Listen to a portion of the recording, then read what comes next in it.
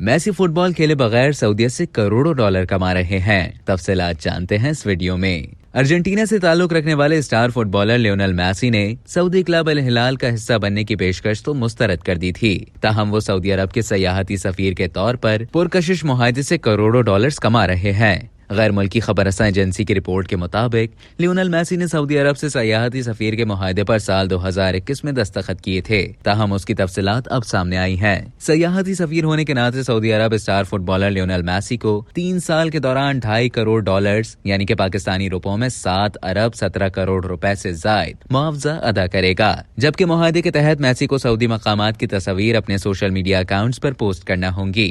इसी तरह मुआहदे के तहत स्टार फुटबॉलर को सऊदी अरब के खिलाफ कोई मनफी बयानात देने से गुरेज करना होगा। मेसी रवां साल मई में अपनी फैमिली के हमरा सऊदी अरब छुट्टियां मनाने गए थे, जिसकी तस्वीर भी उन्होंने सोशल मीडिया पर शेयर की, जिन्हें खूब पजीराई मिली थी। दूसरी जानिब लियोनेल मेसी को साल में एक बार खानदान के हमरा सऊदी अरब आने पर 20 लाख डॉलर दिए जाएंगे, जबकि सफरी अखराजात भी हुकूमत ही अदा करेगी। कबल अजी PSG क्लब छोड़ने पर सऊदी क्लब अल हिलाल ने मेसी को 500 मिलियन यूरो यानी कि पाकिस्तानी रुपयों में 1.5 खरब रुपए से जायद की पेशकश की थी।